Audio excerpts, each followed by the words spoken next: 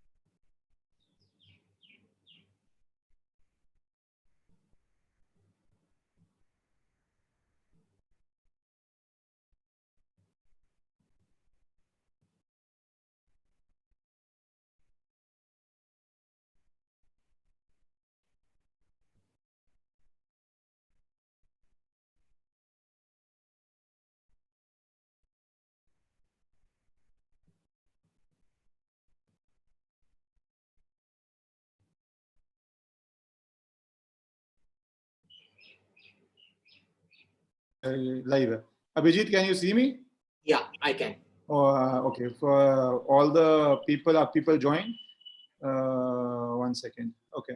So I'm sorry of those who are joining. The light just went, so the Wi-Fi went off. Now I had to join it with the personal hotspot of the computer, of the phone. And those who are watching, Karan, just give me a second. Karan, am I on YouTube or am I on Zoom? Okay, I'm Zoom. So those who are joining for the first time, please subscribe to the channel. We have reached 27,000 subscribers, and we started this in lockdown. And I come daily, and certain times I bring experts and fabulous guests who give their wisdom, knowledge, and in-depth analysis of issues. And last time Abhijit came, we had a long chat, and you all were clamoring to get him back.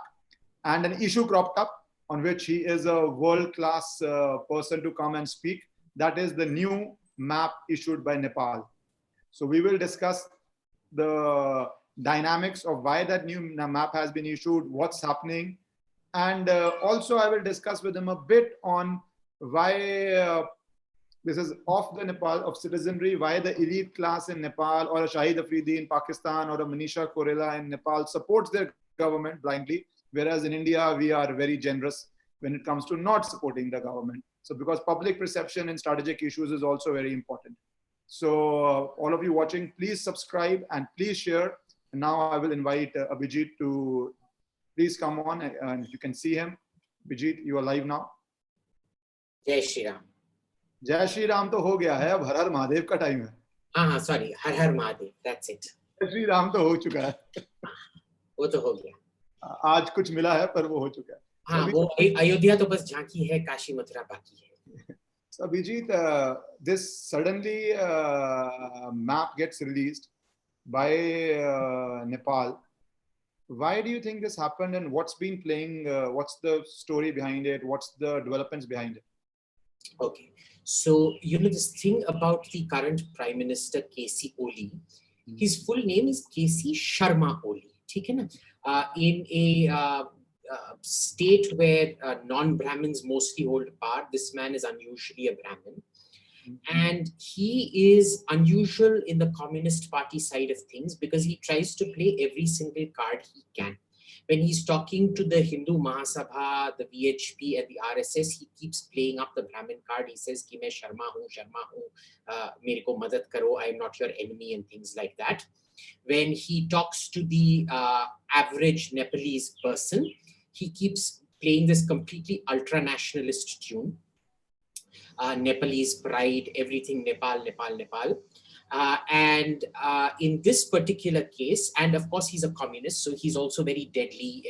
I mean, he has no scruples and things like that. Now, the thing with him is he has always been he's got in two power struggles. One is the national power struggle against the Congress, and the second is the intra-communist power struggle out there, where he's constantly trying to get attention.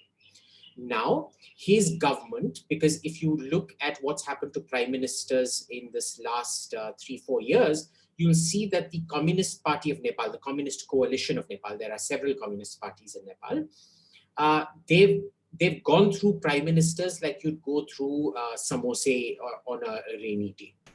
So what has happened here is that this is, first of all, an internal power struggle that has started out. However, KC Oli being what he is, he's also gone and told China that, Dekho, I am your man. All right, much more so than Prachanda has in the past. So when there was an attempt to unseat him and get a new communist prime minister in, China is believed to have helped him. Of course, we have no proof. With these things, you never have any proof. It's all kind of, shadow play.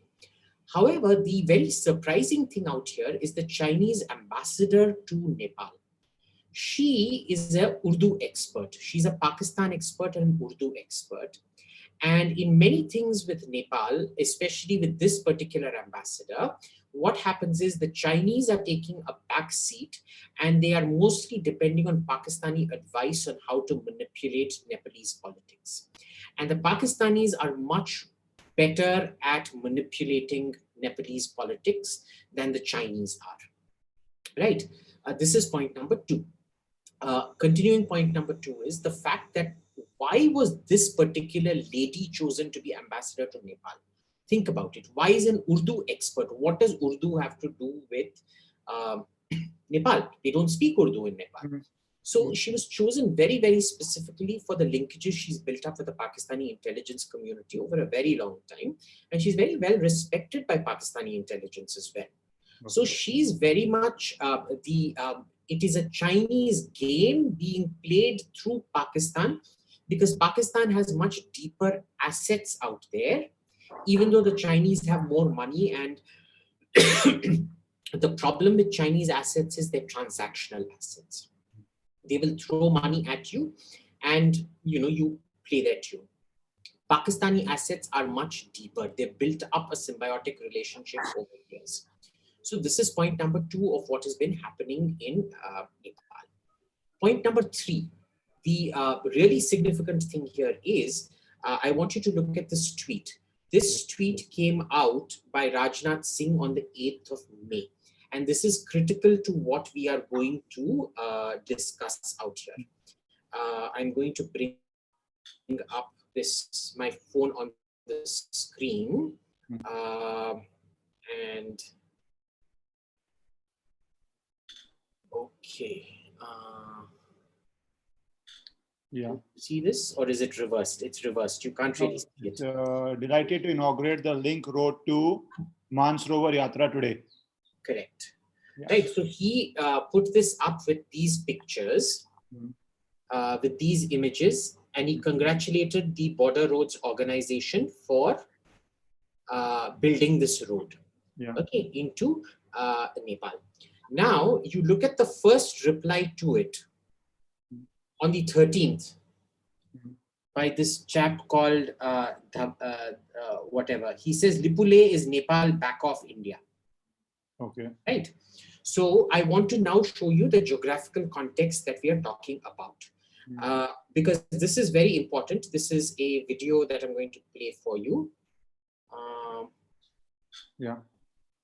Okay, it's going to zoom out anytime now. Yeah. So you can see this is the tri-junction area. Nepal, India, China. And you see, I'm zooming out now, and you will see the relative. See, this is Manasarovar up here. Can you see that blue patch there? That is Manasarovar. Okay. So if you look at this, this is almost like a peninsula jutting out into Nepal. It was a part of, I'm going to hold this up now. And I want you to see this. You see this part here, Lipule here. It's almost like a peninsula of India jutting out between the Nepal-China border. Now, this has a history. When we lost 1962, India got really aggressive on the border. Remember, in 1962, Sikkim wasn't a part of India. So what happened was everybody was really worried after, especially after what happened in Sikkim. The Bhutanese were worried, the Nepalese were worried that India was going to do this to them next. So what happened was this area had never realistically been demarcated. So that area called Kalapani, which is the Lipule Pass, I would highly recommend you all go while I'm doing this, get into Google Maps and click on Lipule so that you understand what I'm talking about. Because, having something physical in front of you is very important in understanding the situation. Now, this was an area where you could overlook Chinese troops. So what happened was, as a friendly gesture, they gave control of this area to India, even though it had not been demarcated. Now, Nepal has a policy that it does not publish maps showing disputed areas. So this has always been marked as undemarcated in Nepalese territory. And its physical control was handed over to India in the wake of somewhere around 1962, but definitely after Sikkim, it was, I think 75, it was handed over to India in a kind of a fiduciary trust relationship. Now, what has happened is that when this tweet came out saying we had built a road to Manasarovar through there, we kind of we forced a finality onto the Nepalese saying ki humne ye land annex kar liya hai or whatever. Now, I'm not passing judgment of it belongs to India or belongs to Nepal. All I'm saying is there are different readings of the 1826 treaty. India has a different reading. Nepal has a different reading. Both of us control it. Both of us claim it. But it was under Nepalese control at least till 1975, after which it was shifted over to India, purely as a strategic benefit to India. And now, of course, we've built the road to Manasarovar through this particular tract of land. Now, you remember what I told you about Oli and how opportunist he is. He's willing to play. He's not even a communist. He will do anything to stay in power, including denationalize everything, throw every communist in jail if you could assure him that would give him a 10-year shot at being prime minister. Okay. The problem also is he's highly incompetent. So he keeps resorting to demagoguery and things like that to keep amplifying his message. So abhi kya hua hai? You have had a border problem which wasn't really a problem, which has become public because of a certain tweet. And this has dovetailed very neatly into KC Sharma Oli. Let's call him KC Sharma. He's not KC Sharma Oli. He puts the Oli to hide his caste name in Nepal, because, in communist hierarchies, it's a bad thing to use caste names and rubbish like that. So KC Sharma has basically used this to stir up the hornet's nest. Now, what is India's response to all of this been? Ki bhai, hum kuch nahi, hum baat hi nahi karne wale hain. It is unfortunate what he has said. In my opinion, and this is just an opinion, I'm not saying this is a recommendation, we should not have even done that. Because the more we pay attention to it, the more news shows that we have about it, the more there are official statements about it, this man ends up becoming a hero in Nepal. Okay, there used to be this prime minister, I think it was Sher Bahadur Deuba, Purana prime minister tha koi, I forget who it was. He used to say that, our neighbors are two dogs.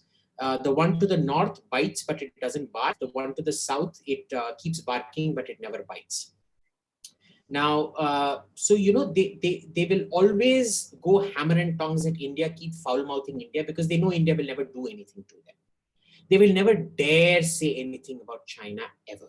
It doesn't matter who's in power, Nepali Congress or Nepali Communist Party, they will never say anything about China. So this is just one more thing. Why do we get so upset every time somebody decides to take out their frustration on us? You know, we're the bigger country. As long as they're not doing anything, he said nasty things. He called India a worse virus than the Wuhan virus and all of that. But if we start responding to that, we are essentially falling into his trap. If we start attacking him, we make him a hero in Nepalese eyes. This is the picture tha na Peter Sellers ka, the mouse that roared. Where this little army of a full stop or a semicolon somewhere in Europe decides to go and capture America, and they succeed. They end up capturing America. He'll be fated as somebody like that. So you don't want to do that. And that is what this is all about. Abhijit, but that does raise two or three questions from what you said. Firstly, so that this, after Sikkim 75, 70, whatever the handover happened, that was a handshake deal, or was that a treaty, or was that an agreement? Was that like Panama Canal, that we are giving over territory and you give us this rent? Any formal thing, or was it because they were, by the king that time, just a wink, wink, nudge, nudge, or just thing which came into being for situational reasons? Purely situational, completely off the record. No total handshake deal. There is nothing concrete about it, right? And look, that particular territory, it is problematic because there are, like I said, there are several different readings of the treaty. India's reading is also valid. Nepal's reading is equally valid. And see, unlike China, where all the maps are classified, here, we know what the Nepalese reading is. We know what the Indian reading is. So it's not a problem in that sense. The issue here is key when it is an informal thing. I think we've kind of we've not walked into a trap because there was no trap set by the Nepalese. It's more a case of we gave them an important card for their domestic politics. Because देखो जो भी border dispute आएगा हिंदुस्तान और नेपाल के बीच, झगड़ा तो होने वाला नहीं है. We're too interdependent on each other. There are too many Nepalese in India. Nepalese can hold very high office in India. No two countries are closer economically and border-wise than India and Nepal. Till the European Union kind of did a lot of things, even more than the European Union, in fact, because no Frenchman can hold a high position in the German government or an Italian in the French government. In India, Nepalese people can actually hold high government office, right? So no two countries are closer. So ये झगड़ा नहीं होने वाला है, war नहीं होने वाला है, बंदूक भी नहीं चलने वाला है. This is just going to be jousting. But the question is, do you want to make this man more popular than he is right now? And that's a likely consequence when you, for better or worse, poke a punch at a bigger neighbor. Your countrymen do band behind you. That's a human impulse. That's a nationalist impulse. And we have to be cognizant of that. But this ability of China to be able to deal with Nepal, even though the muscle, finance, etc., must be China's, the ability of Pakistan to be able to deal with Nepal, that is a grave matter of concern for India. That with all our ties, all our economic strengths, everything, if still Pakistan is able to create issues, there do you think some areas to worry, or you think that's something which is very temporary? Look, it's temporary. There's nothing much to worry about because see, Pakistan plays these short-term tactical games. They're never able to exercise any kind of control over Nepal.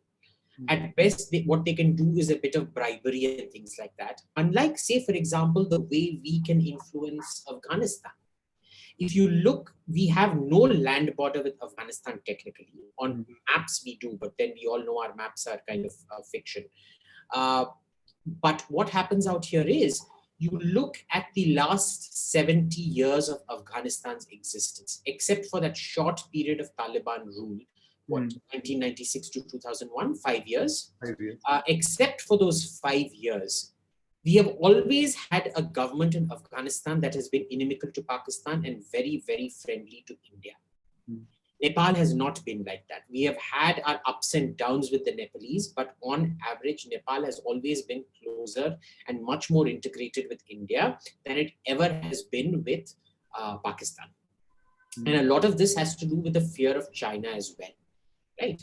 That they depend on India to a large extent. So it's fine. It's fine. There is no permanent damage done as long as we Twitter आती तो कुछ कोई Twitter नहीं देखता है, ठीक है ना? Twitter आती कुछ बिगड़ने वाला नहीं है. तो आप Twitter पे जो लिखना है लिखो, करना है केसी ओली हाय हाय, नेपाल हाय हाय, जो भी करना है करो, उसमें कोई किसी को फर्क नहीं पड़ता है. The point is at the governmental level, they have basically just ignored it. They haven't responded to it. So it's generally been a good response. You think that's a perfect response to give? Just ignore it. Let the domestic politics in Nepal play out. Yes, let it play out, because see, the point is, if you want this Oli man to go, you just ignore him. The more attention you pay to him, the more of a hero you're making, and the more politically powerful he gets. So even the statement saying कि unfortunate statements आए हैं नेपाल से, वो भी नहीं करना चाहिए था. It would have been better if the foreign secretary or whatever coming out of South Bloc when he gets interviewed had said, "Kesi Oli, ye kaun hai bhai? Kabhi suna nahi hai. Kaun hai ye?" Something like that. You can't do that to. You can. You absolutely can. If you get called a virus, you can say, "Who's Kesi Oli?" So it's there are other ways of dealing with this. I would say supreme indifference is the best strategy for the time being.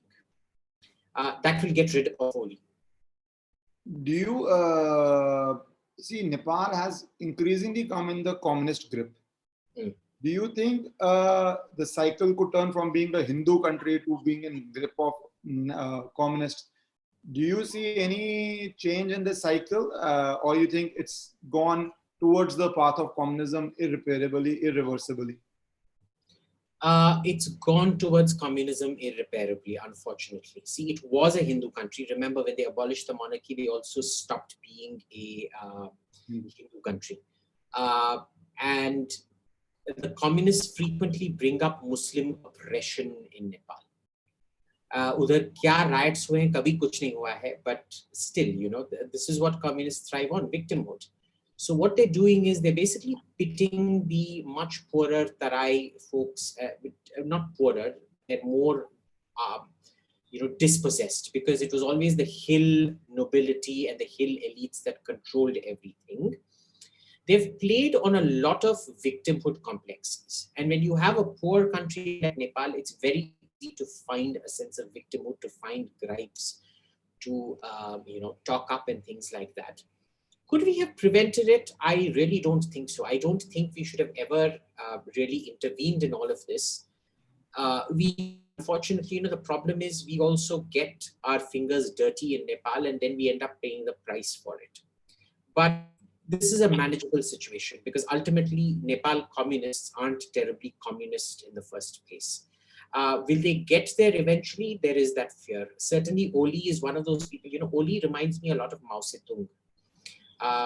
Quite crazy, quite self-centered, quite willing to impose huge risks on Nepal for the sake of his personal advancement. And that makes him more dangerous. It's not the communist in Oli that makes him dangerous. It is Kesi Sharma that makes him dangerous. It is the self-serving narcissist in him that makes him dangerous. Why do you find that so surprising? Most top leaders are politics to a degree is a field for narcissism. Absolutely. It's inbuilt in DNA, whether you like it or not, it's inbuilt in DNA across democracies. Bilkul. Look, you can't be in politics unless you have a narcissistic strain in you, right? You've got that savior complex that I can do something that someone else can't, of course. The problem here is, at what point does narcissism become a personality disorder? See, narcissism is a critical element of achievement. Okay, all achievers throughout history, most achievers throughout history have been narcissistic. Where does it become a destructive personality disorder? It can be a positive personality in the case of Oli, it is a destructive personality disorder where he is willing to cause damage to other people and, more importantly, to the greater common good in order to further his own interests. That is the issue here. You find him as somebody across on narcissism, because you've said that he is a very dangerous person, and I think sometimes we play this person is dangerous too often, from Turkey to Russia to some people would those who don't like India would say that same thing about India, or Boris Johnson or Trump, or probably not Angela Merkel, because she's managed not to appear as that. So that's a given for politics. But this map, do you fear that it could become an issue in mind of a common citizen of Nepal as a permanent grudge against India? Sometimes these small things, if they seep into the mind of the citizenry, that India ne hamara land liya hai, rightly, wrongly, whatever. Do you fear that happening, that it could become a grudge against India, maybe for his political purpose, but it becomes a permanent grudge? Yeah, this is a very real possibility, because the problem now is, before, our problems were always, temporary. Kuch blockade, the Rajiv Gandhi blockade, then the blockade that did not happen. Even when you're not doing blockades, they accuse you of doing a blockade. And even when you do a blockade, you get accused of a blockade. So, we've had these ups and downs throughout, but those were all temporary issues which went away. This is a land issue and a question of possession which lingers on. Now, the question is, how far is this man willing to go to sour India-Nepal ties? And very clearly, he's willing to take it quite far, which is technically till about 2 weeks back, I would have said the man was a clown. Okay. Now he's at the point, he's a comical, hyperbolistic clown. The problem now is that it has come to a point where he's got his hands on a very important emotive issue, which he can keep using over and over and over again.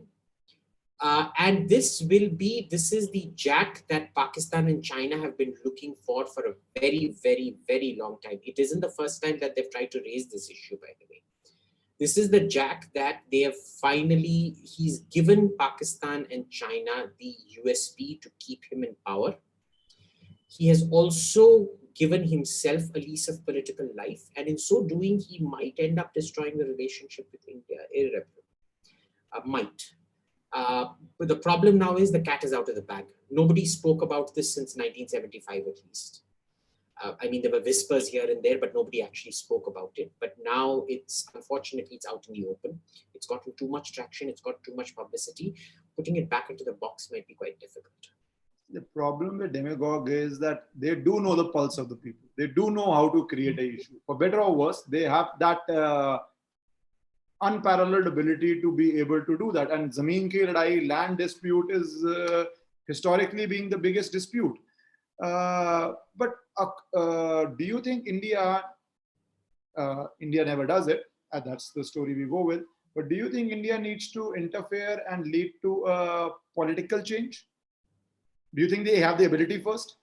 And if they have the ability, do you think they need to go this route? Look, India has always had the ability to influence Nepalese politics. I'm sure we will try in private to destabilize his government, as indeed we should. The man is dangerous now. He is now becoming useful to Pakistan and China. He has also increased his nuisance value to India. So that he's painted a much bigger target on his head. Right? Now, should it be done openly? No. Because remember, the way these things are done is you allow the Nepalese to deal with him himself. You knock down his hero pedestal. Right now, we are doing that quite fine. As long as we don't talk up this issue, we let it, let sleeping dogs lie, kehte hain na, uski tarah. Let sleeping dogs lie. Or in this case, let irrelevant prime ministers wallow in their own irrelevance. and ये अपने आप solve हो जाएगा जब ये silence खत्म हो जाएगा 6 महीने में.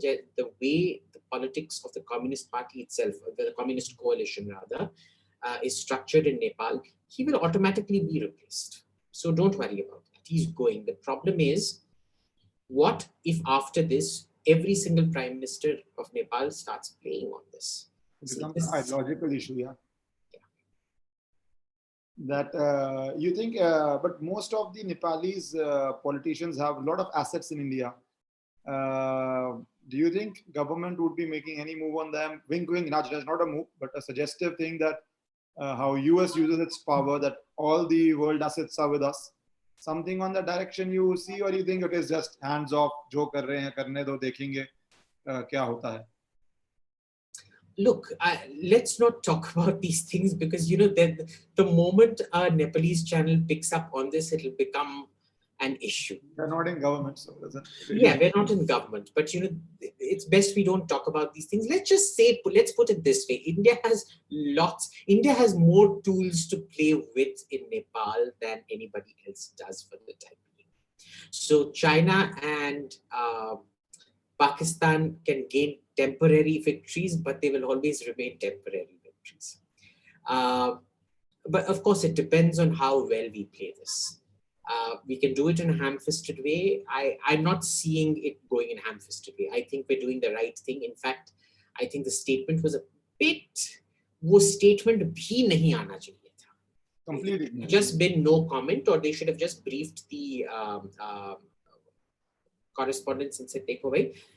The official comment is no comment, but you're not even going to report the no comment. You're not even going to raise the issue, which you can't do in a country like this. So maybe just no comment is fine.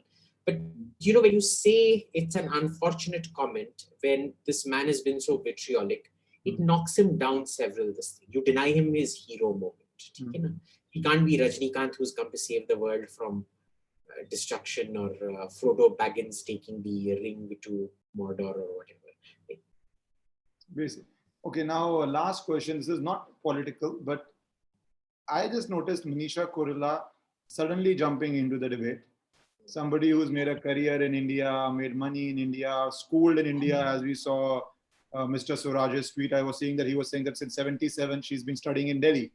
So or you see Shahid Afridi, whom Indians want to go out and help, Harbhajan Singh and Yuvraj Singh. What do you think in nationalism? Manisha Koirala is from a political family, so it could be a political move. I do not know. Shahid Afridi obviously could be again a political move. I do not know. Ishkaran, 1 second. Who is Manisha Koirala? She is a famous actress of 90s. अरे ये film actor के बारे में बात नहीं करता. No. My point is, why do Indian Bollywood stars or cricketers invariably have these tendencies to support cross-border, like Shabana Azmi would always tweet something pro, or a Javed Akhtar. What do you think is fundamentally the issue that we still support other countries, whereas other countries shut down very hard when it becomes a nationalist issue? And that is in Asia also, not Look, Western. there are several issues involved here. First, I don't know who this Manisha, Koirala, her father. Whatever, let's just call her Bollywood number one. So I don't know who this Bollywood number one is, so I have no idea. But let's talk about Shahid Afridi. Shahid Afridi is, he's renowned in cricket circles as being a bit of a dumbass. His brains have never been, I don't know if he got knocked around by too many balls or bats when he was a little kid, but his brains are a bit addled. So, you know, that's fine. But Pakistan has always been an ultra-nationalistic country. Okay, that's fine. You look at all mature democracies, this tendency of siding with the other person. You look at the most informed critique of the American invasion of Iraq. It did not come from the UK. It did not come from outside the US. It came from the US itself. Okay. In India, of course, there has never been any substance with anything. तो जो भी बोलते हैं बकवास बोलते रहते हैं, but it is usually the sign of a mature democracy where people have these, they believe they are citizens of the world. It is countries where the humanities sort of predominate, you know, this false sense of brotherhood with external parties. Third issue here is, the sort of undue importance that we give to film stars. This happens in America also. It thankfully doesn't happen too much in Britain. But how somebody who spends their entire life doing make-believe and doing thumkas and jhatkas on TV suddenly becomes a role model for children, a role model for everything, an advertisement for Thumbs Up and Coca-Cola, shoes, cars. Are they sports achievers? No. They want to make you believe they're sports achievers, but they're not. Are they race drivers? No. Kam se kam Michael Schumacher, wo Indian driver kaun hai, Narayan Karthikeyan ko bitha diya hota, to I would have believed a tire advertisement. But for a tire company to be employing Shah Rukh Khan or Salman Khan, it shows you the kind of low-level discourse and the kind of internalization of these false movies. There is a huge conflation in India of movies and real life. We'll talk about this later sometime in a different podcast, but that. Third is our education system. Our education system has constantly produced too few citizens of India and too many citizens of the world. Right? So it's a complex mixture. It's a partially, not much. It's a partially positive thing. But remember, Yuvraj and Harbhajan also came out and said, I'm never supporting this jackass. We supported this jackass once. We're never going to support him ever again. Good thing. So, it comes in, it does kick in. And to be fair, I want to tell you that I have noticed a lot of these people that seem to support Pakistan on Twitter. I'm not talking about these, nachne gaane wale people, but I'm talking about serious people, serious policy analysts who seem to support Pakistan and co or China in the public discourse here. In private, when we actually have these track twos with Pakistan and China, they tend to be far, far more nationalistic and hawkish than most right-wing commentators do. Right? A lot of it is, and I'm only talking about policy people because I don't know about these Bollywoodias, but policy people, they use this, chalo bhai, they do what Pakistanis do to us. The Pakistanis say, Are hum sab bhai hain, Gangi Jamuni, Tezab, not Tezab, Are Tezab hai, it's not Tehzeeb, Tezab hai, Ganga Jamuna Tezab, and nonsense like that. And then, humko Kashmir de do. Okay? So they do the same thing. They're like, Hare bhai bhai, Hindu Pakistani bhai bhai, Hindu Musalman bhai bhai, Hindu Chini bhai bhai. And then they'll be like, haan, Tibet hamare ko de do. POK hamare ko de do. So they're actually, don't judge people, at least in policy, by their public statements at times. A lot of them are actually far more nationalistic than you would imagine, but not Bollywoodias. I don't have a high opinion of Bollywoodias. There are few. Remember, there are smart Bollywoodias also, but they are few and far between. Unfortunately, the people we tend to lionize, and in this country, we celebrate third-ratedness. So it is what it is. I will not discuss this further because you raised Kashmir, and we in last podcast had quite a bit of a difference of opinion in Kashmir, and something has happened there. But and we would discuss this in a podcast because I have 2-3 points where US people believing they are world citizens is okay because they're a world power. They are the world's policemen. We getting those grandiose dreams, our citizens getting those grandiose dreams that we are world citizens is a joke. Let's be real. तुमने नेहरू को देखा है ना? वो क्या था? He was a pygmy who pretended he was a great world statesman straddling the world stage. So this is Nehru's grandiose delusions projected onto the elite of this country. कोई तुम्हारी मानता नहीं है. You are at best a footnote in most international forums and discussions. If size is the only thing you go by, okay, remember Nigeria has a bigger economy than lots of other countries, than Holland, than Israel. But you honestly mean to tell me that Nigeria is a bigger world power than South Africa or Israel or Holland? Of course not. We keep thinking that being 1.3 billion people, I actually suggest, take The Economist, take The Guardian, papers that we hate, New York Times, and see how much column space they actually devote to India as opposed to other countries. It is minuscule. We are irrelevant globally.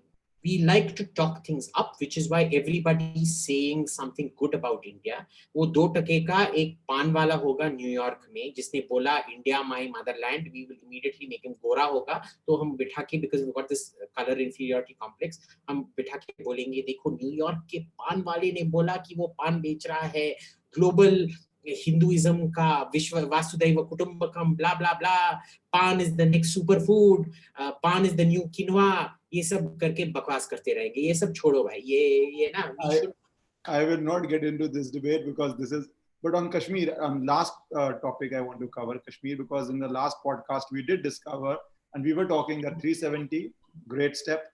After that, you were very pessimist. I, that time, was a little bit more optimist. So, because domicile came in. For people who don't understand, 370 basically made, or was an attempt to make Kashmir like Bihar or UP. Anybody from India could get a job. Then the government brought a domicile requirement, 15 years, a very hard, very difficult requirement. And then by subsequent notification, they made it for all jobs. Initially, it was for a few jobs. So that was the position. And when they made it for all jobs, Abhijit and me had a discussion that 370, till the point we agreed, 370, fabulous step. This domicile, not a good step. Path ahead, he and me differed. So half a step has been taken towards that path ahead. So has that brought some optimism in you, or do you think, nah, it's not enough, and it's obviously not enough, but that we will not go in the right direction also? It's not going in the right direction. Even this domicile, who have you given it to? You've given it to people who are denied their rights. What about the rest of Indians? All Indians have a right to Kashmir. No? So when you got rid of 370, you got rid of a whole slew of legislation. Then you bring in, so, you first get rid of 370. Then you bring in domicile. Then you remove that domicile for some people. What about the rest of the people here?